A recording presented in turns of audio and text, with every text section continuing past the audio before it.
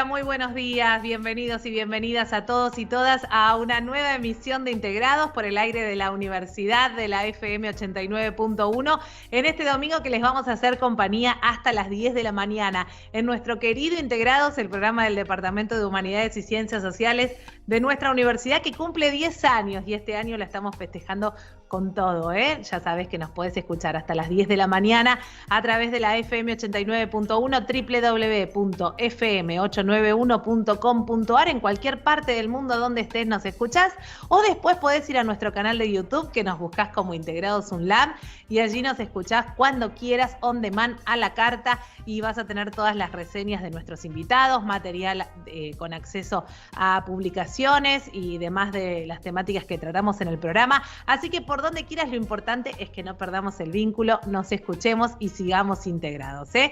Como siempre, recibo a todo el equipo: Diana García, Angélica Álvarez y Mariela de la Hoz en la producción, Maximiliano Brandoli en la edición y puesta al aire, Luciano Galperín nos asiste con todo lo que son las redes sociales. Mi nombre es Florencia Romano. Hasta las 10 en el aire de la universidad. Por nuestras redes, Instagram, Twitter y Facebook nos buscás como Integrados RU. Y en nuestro canal de YouTube nos buscás como Integrados UNLAM. Dicho todo esto, vamos a recibir hoy a alguien que estábamos extrañando mucho en nuestro equipo de integrados. Tiene que ver con la licenciada María Eugenia Herrero. Ella es especialista en diseño comunicacional, licenciada en diseño gráfico y coordinadora de la licenciatura de comunicación social en nuestra Universidad Nacional de La Matanza. Y es un placer recibirla, Eugenia, y reencontrarnos en este ciclo 2021. Bienvenida. Fíjate el micrófono, Euge. A ver, ahí estamos. Ahí vamos. Bien. Ahí está, gracias Flor por la bienvenida. ¿Cómo andan todos y todas? Fue un cuatrimestre atípico, pero acá estamos. Vamos a tener seguramente nuestro primer programa en comunicación y en breve el segundo. Así cumplimos con nuestra grilla del primer cuatrimestre. Y bueno, esperemos que el segundo cuatrimestre sea en los estudios de la universidad, ¿no? Esperemos, es lo que todos queremos.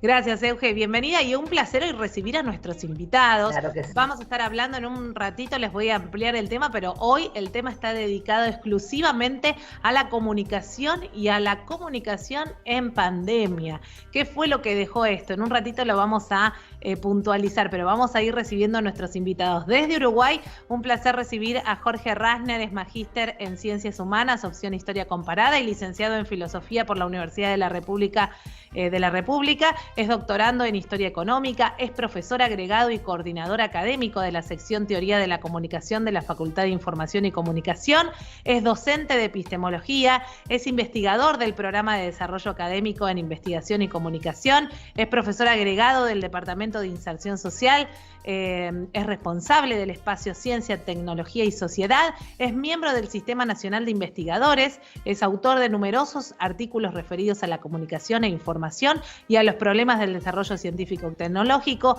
es docente responsable del curso Aproximaciones entre Ciencia y Medios de Comunicación en el contexto de la pandemia COVID-19, un enfoque interdisciplinario que se dicta en el espacio interdisciplinario Universidad de la República de Uruguay, y publica asiduamente materiales sobre estos y otros temas en su blog personal, que es epistemealsur.blogspot.com, y que acordate que en las descripciones del video de nuestro canal de YouTube está toda esta información. Jorge, un placer desde Uruguay recibirte. Bueno, muchas gracias Florencia, muchas gracias Eugenia, muchas gracias Diana, y un saludo a mi contertulio, no sé, Esteban. Bueno, son todos contertulios, pero bueno, muchas gracias por invitarme. Y bueno, trataré de aportar desde acá, desde Montevideo, desde Uruguay, un poco la experiencia que hemos tenido nosotros con la pandemia y cómo visualizamos o cómo estamos visualizando la comunicación en tiempos de pandemia, que es no solo la comunicación, pero básicamente la comunicación ha sido un tema que se ha puesto muy de relieve. Así que gracias, estoy a la orden y ya estamos en cualquier momento conversando sobre eso. Gracias, Jorge. Recibimos a Esteban Zunino. Él es doctor y magíster en Ciencias Sociales y Humanas, es licenciado en Ciencias de la Comunicación, investigador del CONICET, docente en la Universidad Nacional de Cuyo y la Universidad Nacional de Quilmes, fue docente en la Universidad Massa y en la UBA, actualmente es director del Cono Sur de la Federación Latinoamericana de Facultades de Comunicación Social, es miembro de la Comisión Directiva de la Federación Argentina de Carreras de Comunicación Social y director del Observatorio de Medios de la Universidad Nacional de Cuyo. Es autor del artículo Medios Digitales y COVID-19 sobre información, polarización y desinformación, y es un placer tenerlo hoy en nuestro Integrados. Esteban, bienvenido. Bueno, muchas gracias Florencia, muchas gracias Eugenia, a todo el equipo y un placer estar acá, y también muchas gracias a Jorge, compañero de programa en este día. Bueno, muchas gracias a ustedes una vez más por estar, por tomarte estos minutos y bueno, y estar así interconectados a lo largo de nuestro hermoso continente. Bueno, Eugenia, vamos a empezar, nos vamos a poner ya sobre el tema en sí, porque los que estamos siempre en la comunicación sabemos que es muy importante comunicar, pero también es muy importante no llevar a la desinformación o comunicar bien, como decimos, ¿no? Y más que nunca en esta época de pandemia, con tanta información y en una era también de tanta información al alcance de cualquiera y del Big Data y demás, es muy importante también poner el foco en sobre qué se dice, cómo se dice y poder un poco filtrar también aquellos mensajes y aquellas comunicaciones que tienden a la desinformación. Creo que es una de las enseñanzas básicas que ya los alumnos reciben desde los primeros años, ¿no? Sí, tal cual lo decís. Bueno, Florencia también como docente de la carrera está al tanto de qué es lo que va pasando y qué es lo que se va gestando desde ahí adentro. Me parece que puntualmente el tema que hoy nos compete, que es comunicación y pandemia, en un ámbito donde estábamos totalmente desinformados todos, en donde apareció un virus del cual nadie sabía nada, en donde la información iba, digamos, a veces por delante de la información real, ¿no? La información de los medios sobre todo. Entonces ahí empezaban a haber ciertos cortocircuitos bastante interesantes para analizar desde nuestro campo.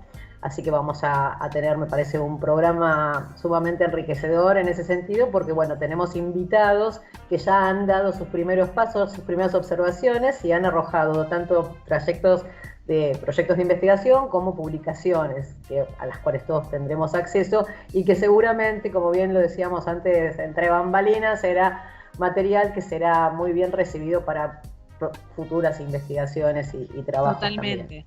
Totalmente. Bueno, Jorge, Esteban, abrimos ya el diálogo para ir aportando.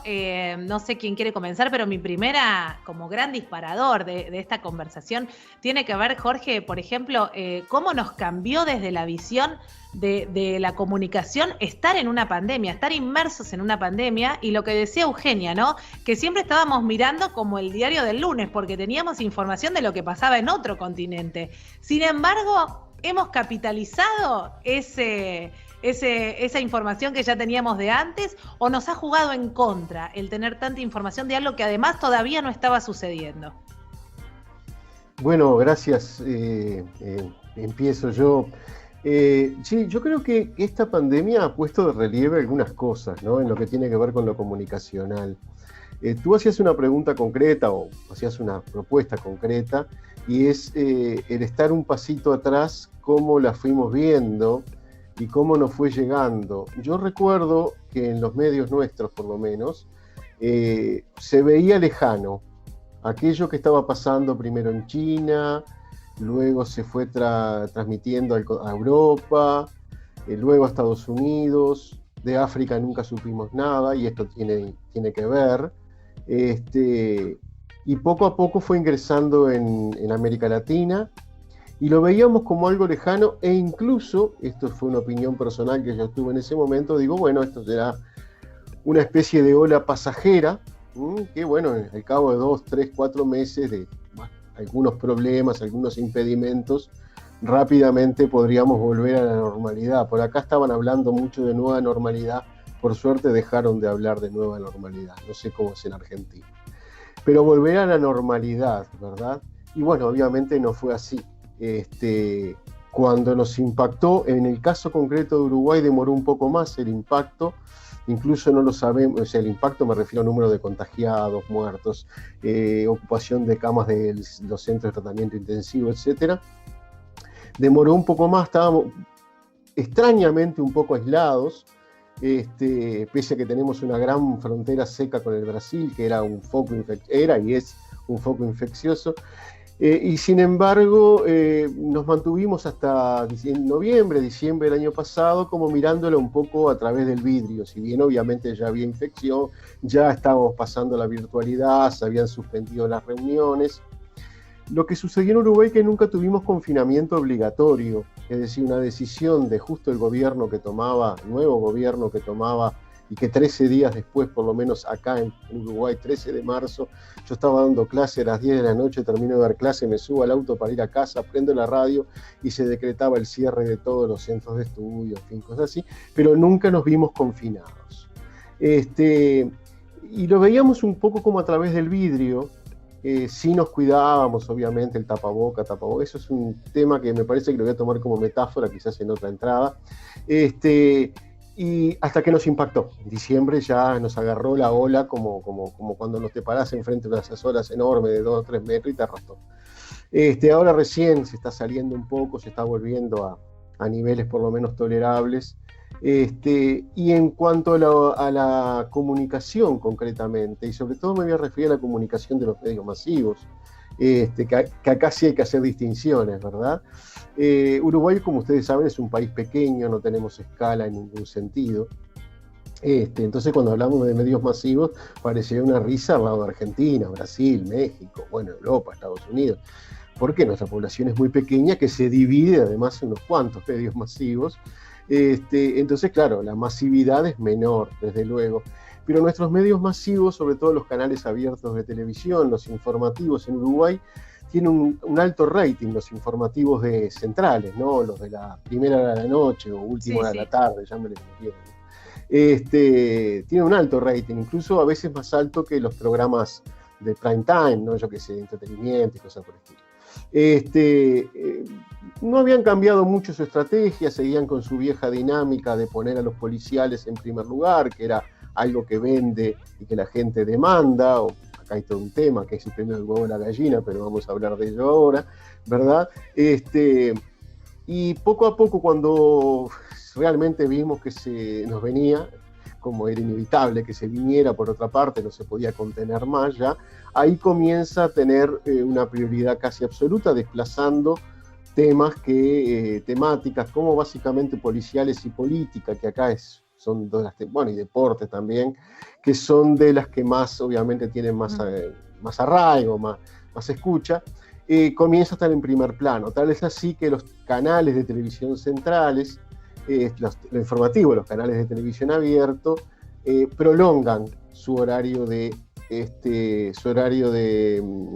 emisión. Claro, casi un programa ómnibus, ¿no? Seguro.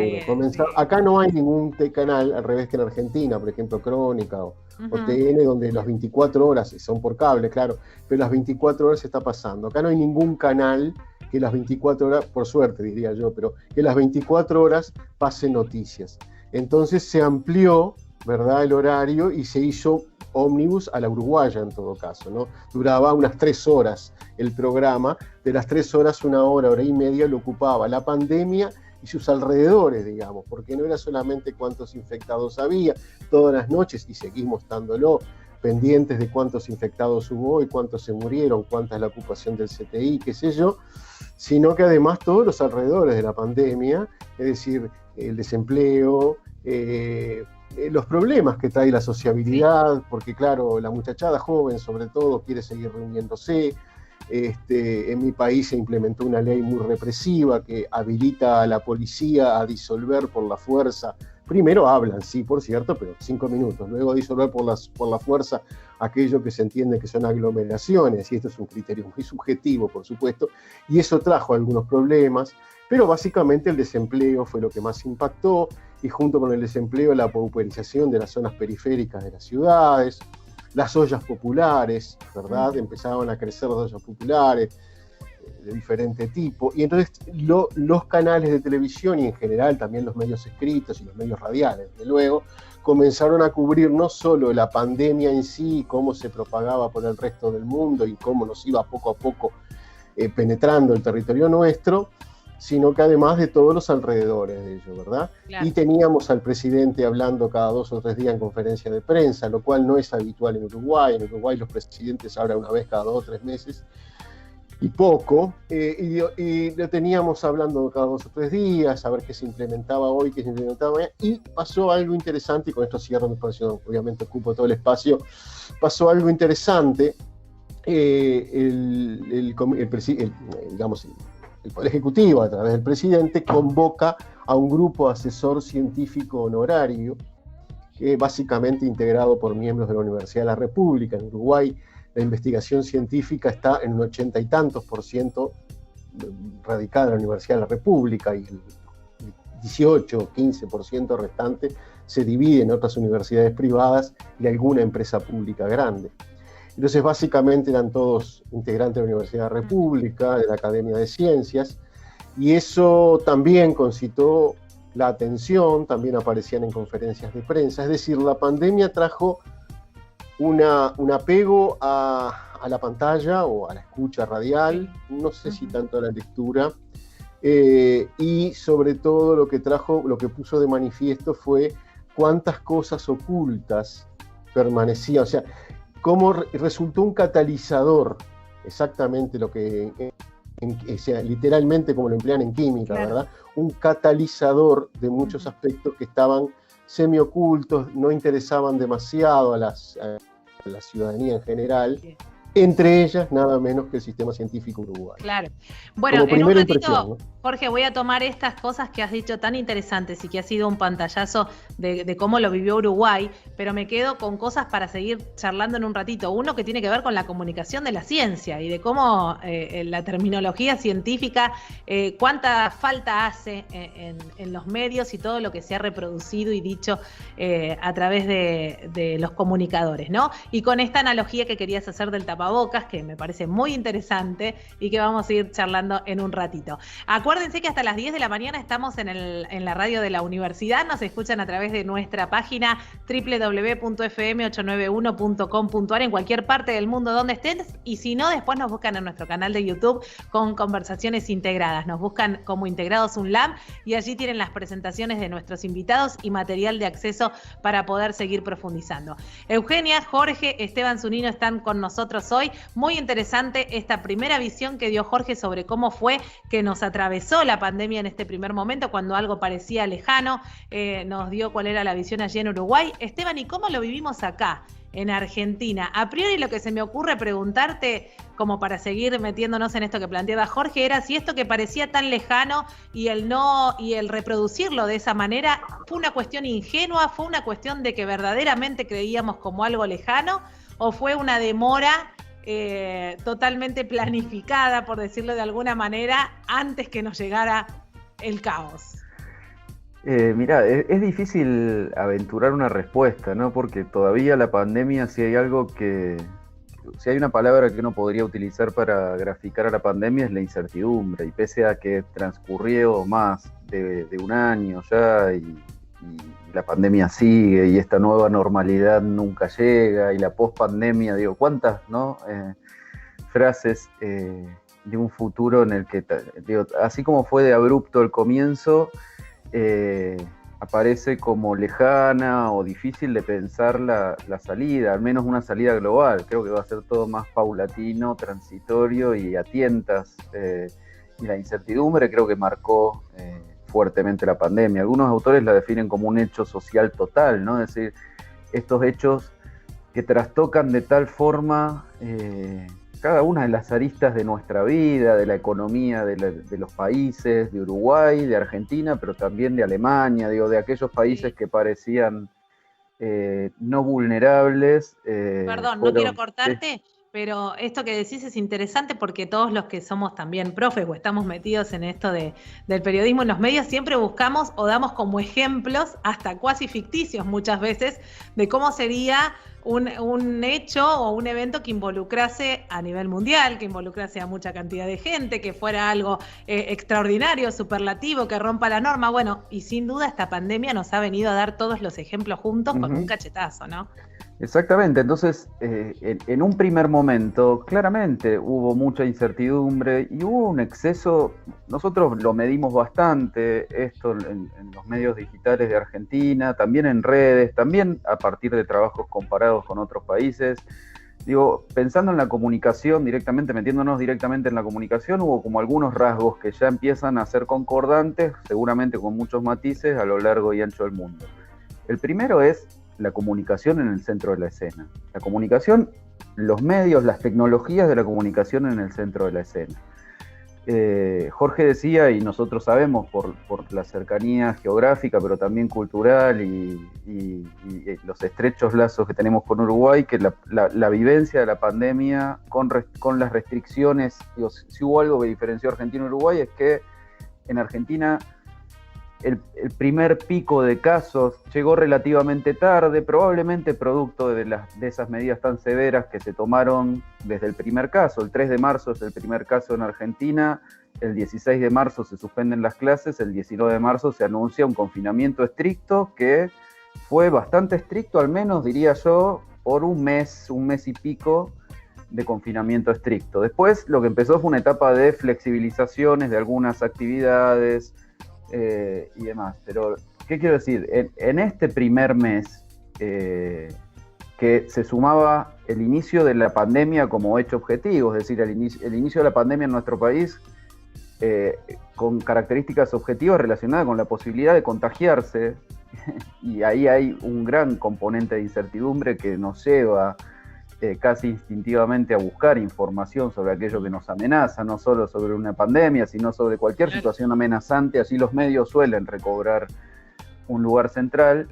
Y en segundo lugar, no solo algo que nos amenaza, sino que nos amenaza en una situación en la que otras vías de comunicación intersubjetiva están suspendidas, ¿no? Digo, siempre todas las vías de comunicación intersubjetiva respecto de la pandemia fueron mediatizadas. Digo, bueno, las reuniones de Zoom, nos hicimos amigos de nuevas plataformas, pero no solo para dar clase o para hacer un programa de radio, sino para festejar un cumpleaños, para hablar con nuestros amigos, para desarrollar hasta las facetas más íntimas de nuestras vidas. Y eso trastocó mucho nuestras vidas. Entonces, nuestra primera experiencia de la pandemia, al menos en la Argentina fuertemente, estuvo fuertemente mediatizada. Y así, ya para meternos con los medios y las tecnologías de la comunicación y la información, hubo como un par de rasgos centrales. Este primer rasgo fue la sobreinformación. Frente a la incertidumbre, sobreinformación, exceso de información. Más de 9 de cada 10 noticias que se publicaban en los portales digitales durante los primeros meses eran sobre la pandemia y, como decía Jorge, y sus múltiples efectos sobre la pandemia y la salud, pero también sobre la pandemia y la economía, sobre la pandemia y el sustento, sobre la pandemia y la gestión del espacio público. Pero el gran eje articulador de la discusión mediática fue la pandemia, muy fuertemente.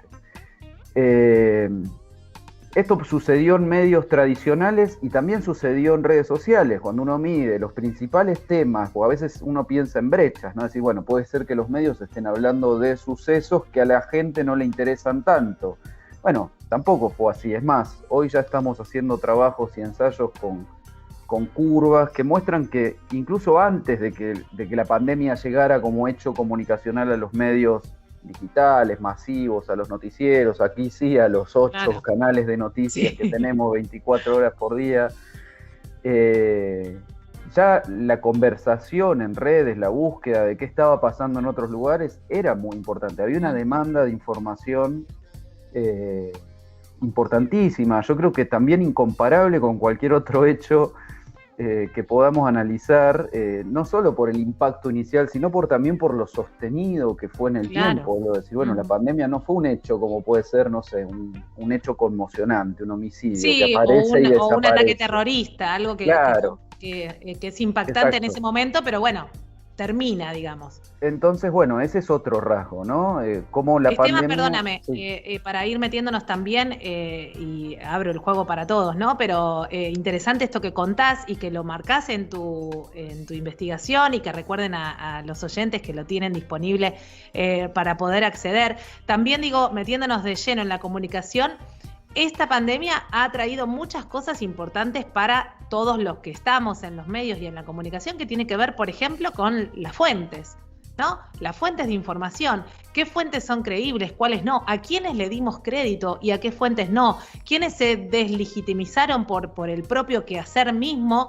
¿Y cuántas otras fueron tomadas como fuentes fidedignas y que no lo fueron, ¿no? Un tema que no es menor, que siempre se habla de la famosa fuente, pero acá se han visto realmente en valor y muchas veces o sobredimensionadas o realmente pudiendo empezar a hacer ese filtro, ¿no? De bueno, ¿a qué leo, qué creo, dónde está la verdad o qué es lo objetivo, qué no, en esta gran palabra y difícil que es la objetividad en los medios, ¿no? Bueno, solo para cerrar la idea y también darle lugar a Jorge, hubo como, respecto de las fuentes, yo te diría hubo como dos dimensiones de análisis. Una primera dimensión es que frente a ese exceso de información que pulula por redes, que incluye noticias falsas, a veces noticias desacertadas, a veces esta vorágine, ¿no?, que nos lleva a publicar cosas inmediatamente, y a veces no fueron desaciertos mediáticos únicamente, sino que fueron idas y vueltas propios del proceso científico. Entonces un día estaba bien usar tapaboca, al otro día estaba mal, al otro día más o menos, y todo eso transmitido en tiempo real generó una gran confusión general, que la propia Organización Mundial de la Salud denominó infodemia y llamó a tener atención con eso. Entonces, respecto de las fuentes, procesos, digo, canales o radios, por ejemplo, ¿no?, los medios tradicionales con marcas fuertes que estaban cada vez más en desuso, ¿no?, nunca estuvieron en desuso, pero quiero decir, cada vez se planteaba un escenario en donde las redes generaban espacios de desintermediación, claro, que hacían caer en desuso estos medios, se colocaron nuevamente en el centro de la escena. Ante tanta información, muchos estudios de consumo muestran que los consumidores fueron a buscar allí, a esos lugares que creían confiables, no solo cierto chequeo de información, sino también cierto filtro en la noticia, cierta curaduría de ese exceso de información.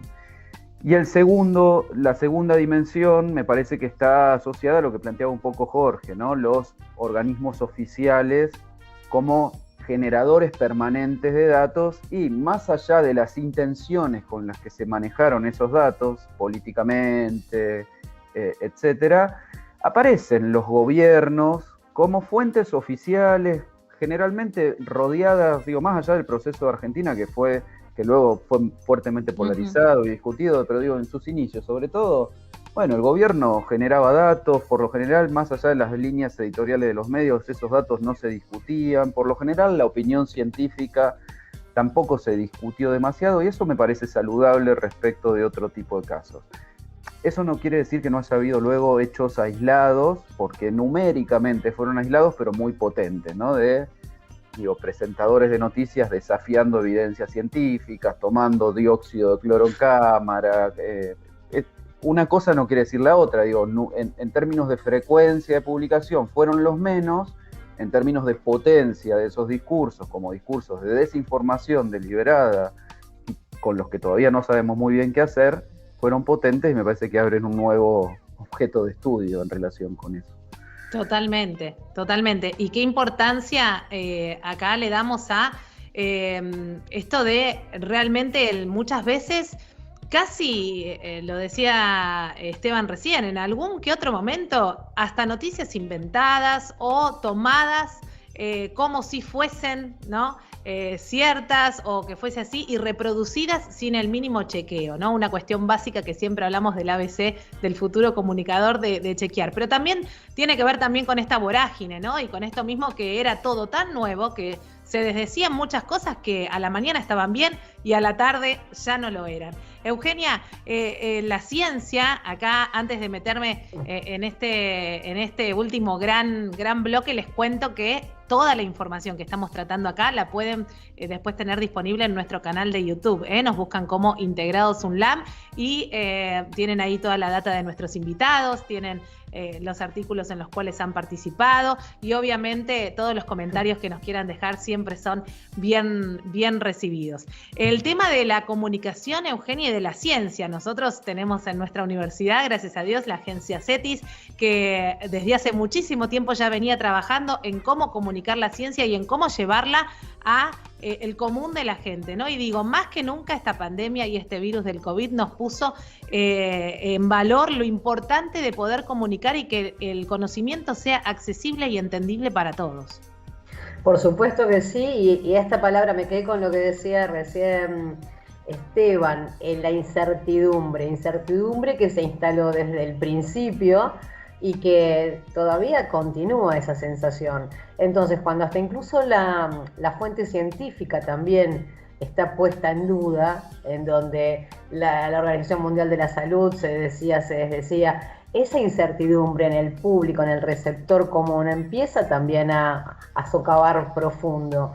Entonces, desde los medios, desde los observatorios, que me parece que los observatorios de comunicación hoy tienen un rol muy importante, los espacios de la comunicación de la ciencia, el de alguna manera encontrar esos nichos en donde poder llegar a la población, a la gente que sí esté interesada en socavar un poquito más sobre estas cuestiones y que tengan acceso a una información un poco más desglosada, en donde lo científico esté también avalado por un grupo de investigación, una mirada crítica, una mirada objetiva. Pero bueno, estamos transitándolo en el mientras tanto, que eso también tiene un peso interesante en todas estas cuestiones.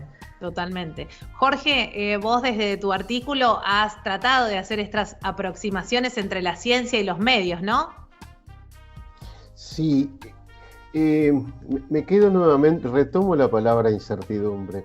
Es verdad, esto nos trajo incertidumbre, pero creo que nuevamente acá lo que sucedió fue una catalización. Es decir, ¿por qué? Porque vivimos en la incertidumbre. La incertidumbre no la trajo la pandemia, en todo caso la agravó, esto es obvio, lo sabemos todos, no es materia de discusión. Es decir, y la propia producción de conocimiento científico es incierta. El tema es que, y acá tiene que ver con la comunicación de la ciencia, ¿no?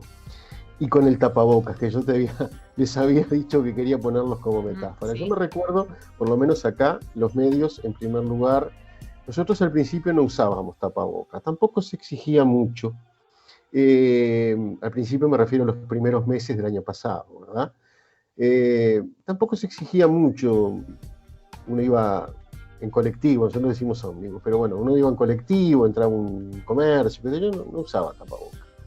Y había opiniones diversas, que hay que usarlo, que no hay que usarlo, por qué protege al otro, se protege uno, se mancha, es peor, qué sé yo, todo eso. Luego nos obligaron a todos a usar tapabocas y hoy, no sé si es que somos muy disciplinados, pero lo hacemos en cada lugar, además que hay carteles. Y luego surgió que quizás era mejor usar 2 tapabocas. Entonces, lo uso como metáfora, ¿no? Por supuesto.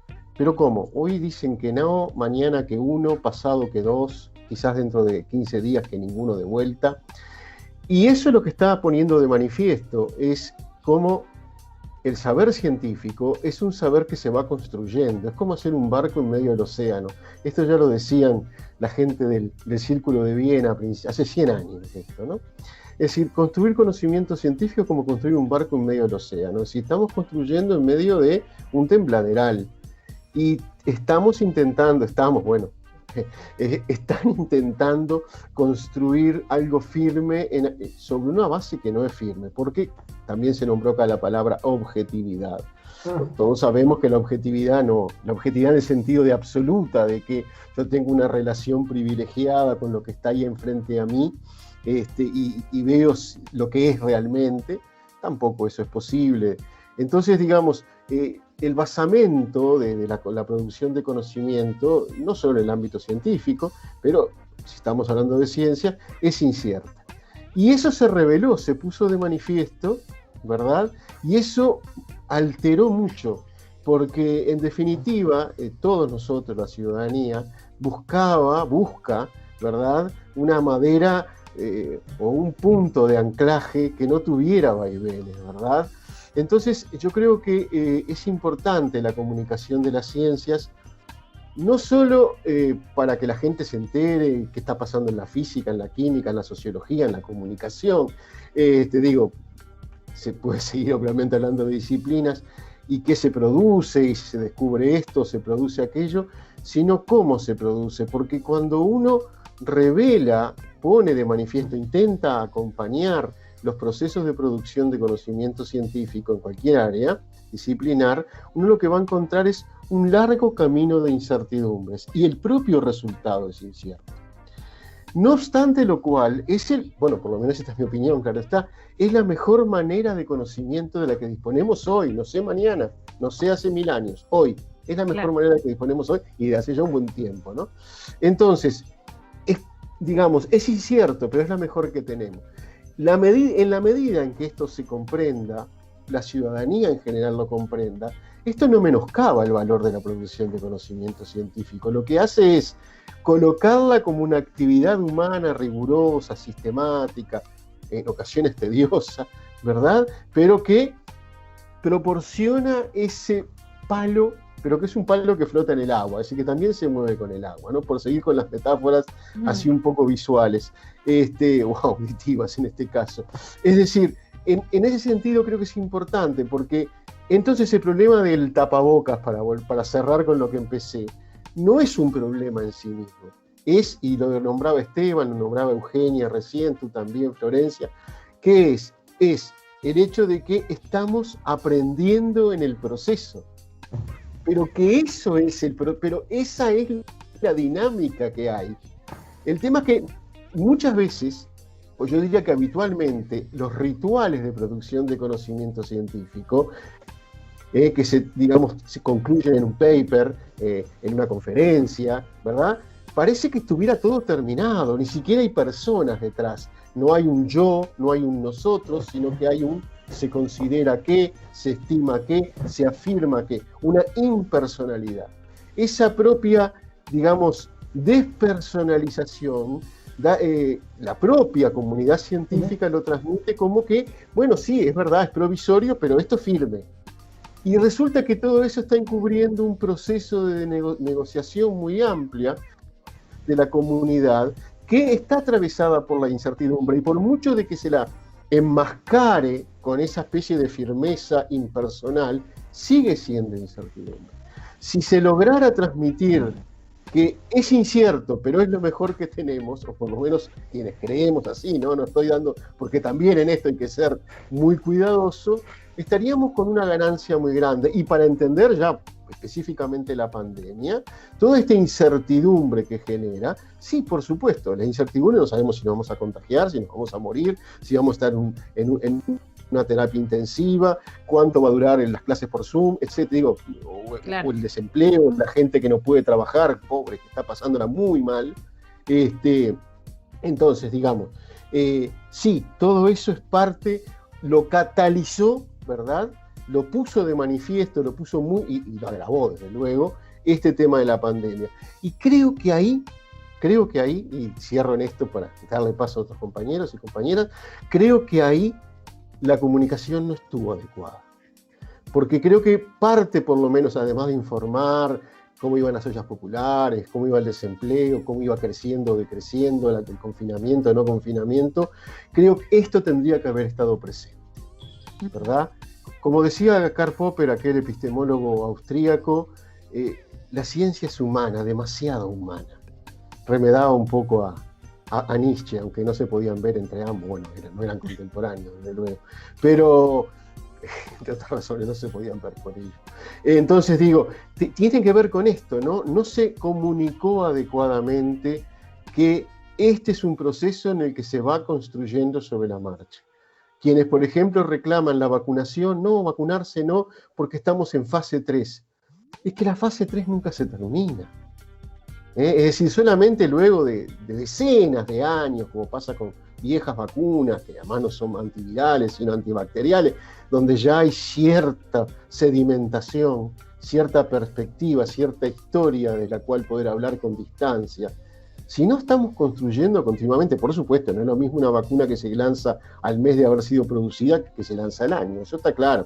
Pero digo, fuera de esas diferencias que son obvias, yo creo que la incertidumbre no ha sido bien comunicada, ha sido como transmitida, casi corporalmente transmitida, pero no ha sido enunciada. Y la enunciación tiene la posibilidad de pensar sobre eso, ¿verdad? Totalmente. Creo que ahí los medios, por lo menos los que yo conozco, no los conozco todos, desde luego, no han estado, me parece a mí, no han estado a la altura. Totalmente. Esteban, rescatando esto que decía Jorge recién y también aprovechando esta entrada para que ya puedan ir dejando sus reflexiones finales, tiene que ver, me parece importante esto decía Jorge, esta incertidumbre, entonces, esto que vos comentabas también de la desinformación, de la sobreinformación, de la polarización de la información, ¿cómo hizo mella en quien recibió entonces esa información, ¿no? Lo enriqueció, lo entorpeció, la comunicación, ¿cómo queda ahí en el medio, en este canal casi perfecto de emisor, mensaje y receptor, cómo queda esa pata de esta comunicación? Creo que es inescindible de lo que plantea Jorge y con lo que no podría estar más de acuerdo, ¿no? Esta falsa sensación de certezas con la que por ahí vivíamos antes y que la pandemia destruyó en un minuto, pero no es que ahora estamos en la incertidumbre, sino que la incertidumbre forma parte de nuestras vidas y nosotros generamos muchas veces discursos, representaciones que nos dan cierto sosiego, y me parece que la mezcla de la angustia que generaba la pandemia, del temor, sumada a la dificultad de los medios de comunicación para sintetizar estos procesos tan complejos, tan dinámicos como planteaba Jorge, yo coincido con el diagnóstico de que no estuvieron a la altura. Muchas veces calculo sin mala intención, creo que también en un momento de gran incertidumbre en donde todo fue a tientas y aprendizajes, muchas veces uno no podría alegar negligencia, ¿no? Sino que simplemente también los medios fueron probando y aprendiendo.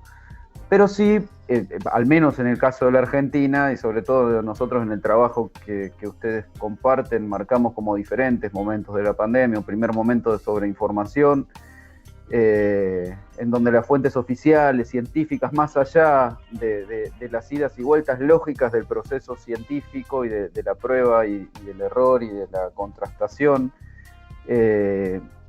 hubo en ese primer momento cierto momento ecuménico, ¿no? de diferentes líneas editoriales y fuerzas políticas. Hubo cierto apoyo a la gestión de la pandemia y hubo también cierto alineamiento de las diferentes líneas editoriales o pujas empresariales también mediáticas que hay en nuestro país, detrás de un discurso que acompañaba mínimamente ciertos consensos básicos, los cuidados, las vacunas, que lejanas todavía, ¿no? Pero digo,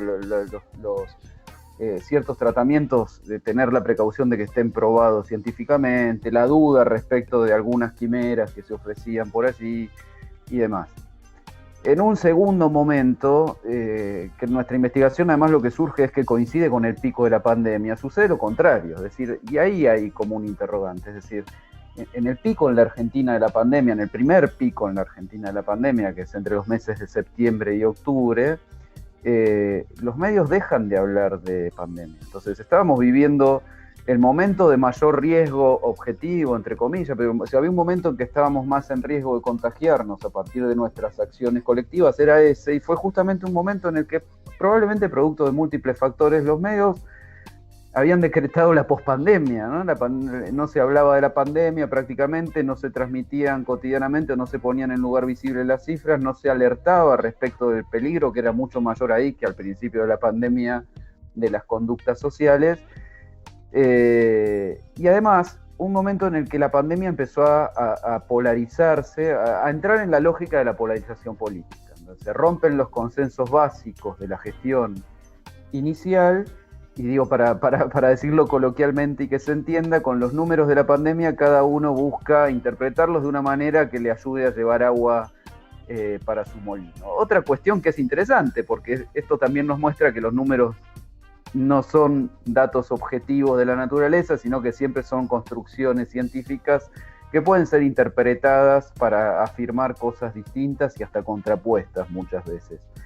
Y yo creo que desde el mes de agosto, septiembre hasta aquí, asistimos a ese escenario, que para mí es el escenario más peligroso, ¿no? Donde los números, donde los datos, donde los avances científicos, donde la efectividad de las vacunas, que nunca supimos sobre otras vacunas, si era del 60, del 50 o del 80, y nunca nos fijábamos muy bien de dónde venían, sino que confiábamos en ciertos discursos estabilizados, como decía Jorge, íbamos y nos poníamos la vacuna. Hoy empezamos a ver si es buena porque es rusa, si es mala porque es china, si es mejor porque es estadounidense, o cuando nos toca la que nos toca, vemos si el porcentaje de cobertura sería mejor o peor que con otra. Y bueno, creo que ahí también fallaron los medios, ¿no? En discusiones fuertemente tamizadas por el enfrentamiento político, en contra de las vacunas que se consiguieron por parte de la oposición, a favor de las vacunas que se consiguieron por parte de los medios con línea más oficialista, en contra de las conductas mínimas de cuidado por parte de las líneas editoriales más opositoras, a favor de las líneas y las conductas de cuidado por las líneas más oficialistas, y sin caer en una grieta absoluta, asistimos a discursos absolutamente contrapuestos respecto de si la gestión de la pandemia fue buena o mala, de si la eficacia de las vacunas es aceptable o no, si la campaña de vacunación es aceptable o no, que están tamizadas por intereses económicos y políticos y editoriales de las grandes empresas y conglomerados mediáticos de la Argentina. Entonces, yo diría, levantando la apuesta de lo que planteaba Jorge, si los medios no estuvieron a la altura de la circunstancia al principio, yo creo que hoy, en la post-pandemia, están mucho menos a la altura de la circunstancia de sintetizar, analizar un proceso dramático. Muchos de nosotros perdimos familiares, amigos, conocidos, todos nosotros, me animo a decir, dramático también por lo que generó, como decía Jorge, en la vida, en la trayectoria de vida de cada uno de nuestros estudiantes. De los más chicos sin ir a la escuela. De los más chicos, de quien no puede trabajar y de quien aún teniendo el lujo de tener trabajo, vio afectada su vida tal como la conocía totalmente.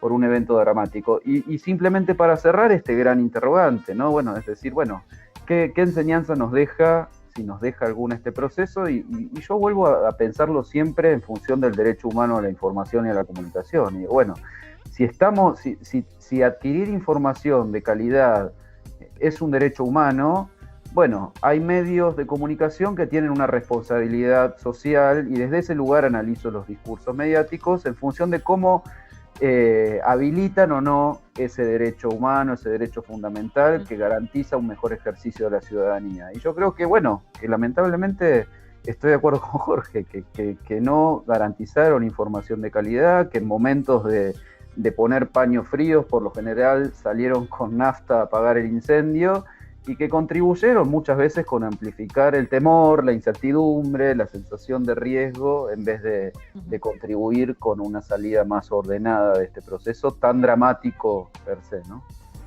Totalmente. Eugenia, cierro con vos.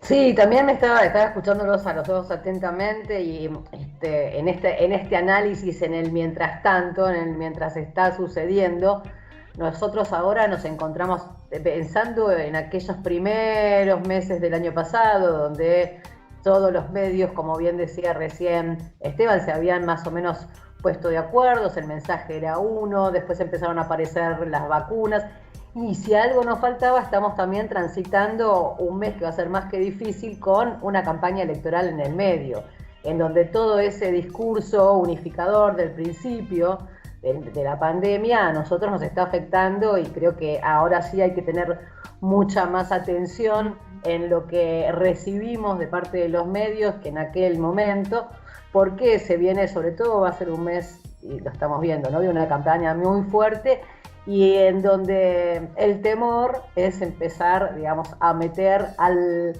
escucha, al receptor, en el medio de una situación que no va a ser feliz, me parece.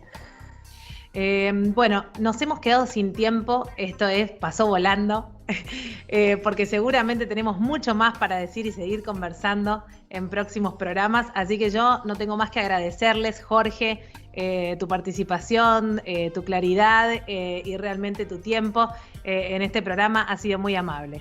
Bueno, muchas gracias a ustedes, sobre todo por darme esta oportunidad de conversar, porque aparte ha sido muy agradable conversar y hacerlo, digamos, descontracturadamente, sin necesidad de estar forzando nada.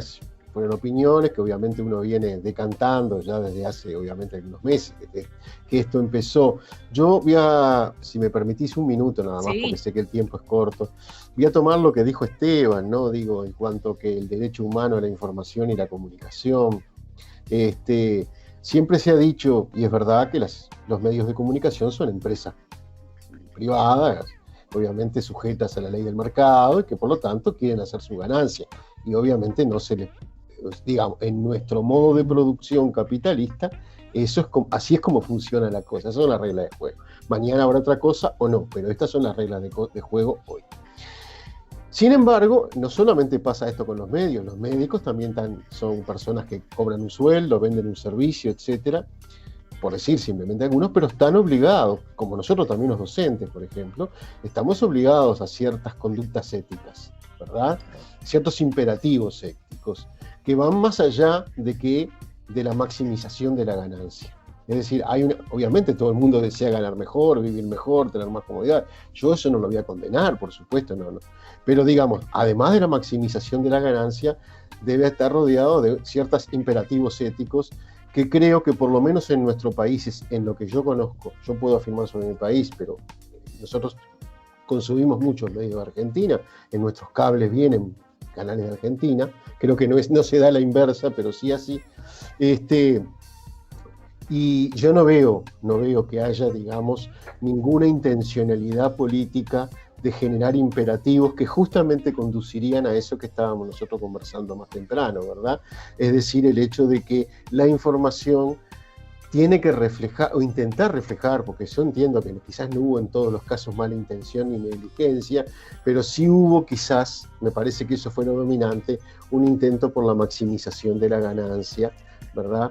Y me da la impresión de que por lo menos en los grandes medios, no estoy pasando la escoba al barrer porque sería injusto de mi parte, pero en los grandes medios prima eso, más allá del discurso social y qué sé yo, y no hay reglamentaciones en ese sentido, como está obligado un médico, un juez, un docente, ¿verdad? Que no puede traspasar ciertos límites, más allá de que esté vendiendo un servicio, ¿verdad?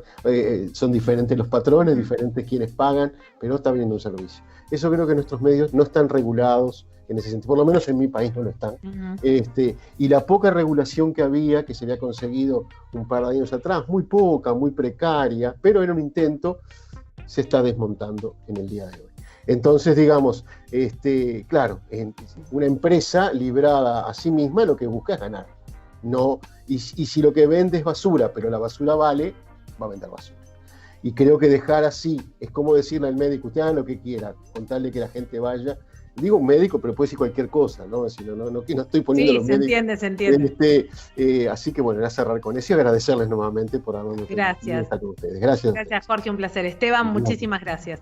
Bueno, sí, no, simplemente eso, y me parece que Jorge da en la tecla de nuevo. O sea, creo que si se abre un debate, y solo para cerrar, es un debate que interpela al Estado, que interpela a los estados, que interpela a las empresas y que interpela a los profesionales, y me parece que es sobre la regulación, ¿no? Siempre esta idea de que el mercado lo regula todo, como dicen algunos discursos con los que claramente yo no acuerdo, me parece que hicieron crisis, y que en la Argentina hay regulación también bastante desarticulada sobre el sistema de medios audiovisuales, pero hay normas mayores, como, no sé, el Pacto de San José de Costa Rica. Bueno, ahí había límites claros, y cuando un discurso ponía en riesgo la salud y la vida, había que instituir un ente regulador que evalúe, que sancione y en todo caso que esta idea de las responsabilidades ulteriores. Bueno, creo que la pandemia, como ningún otro hecho,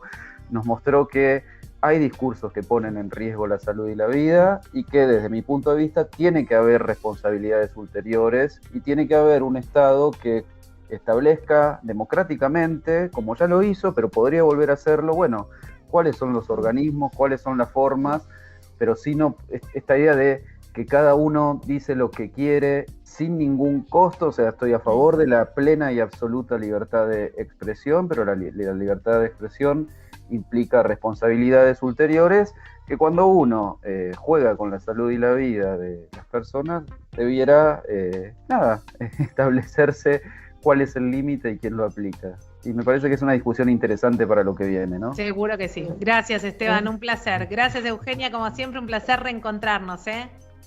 Gracias Flor, gracias Jorge, gracias Esteban.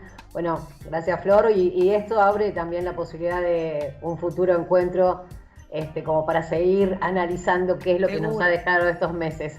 Seguro. Gracias a todos. A ustedes les digo que están del otro lado, que nos reencontramos el próximo domingo, bien temprano, con otro nuevo Integrados a las 9 de la mañana, o en nuestro canal de YouTube. Nos buscan como Integrados UNLAM y allí tienen todos nuestros programas del ciclo 2020 y del 2021. Gracias Dayana García, Angélica Álvarez, Mariela de la Osa en la producción, Maximiliano Brandoli en los controles y puesta al aire, Luciano Galperín con todas las redes sociales.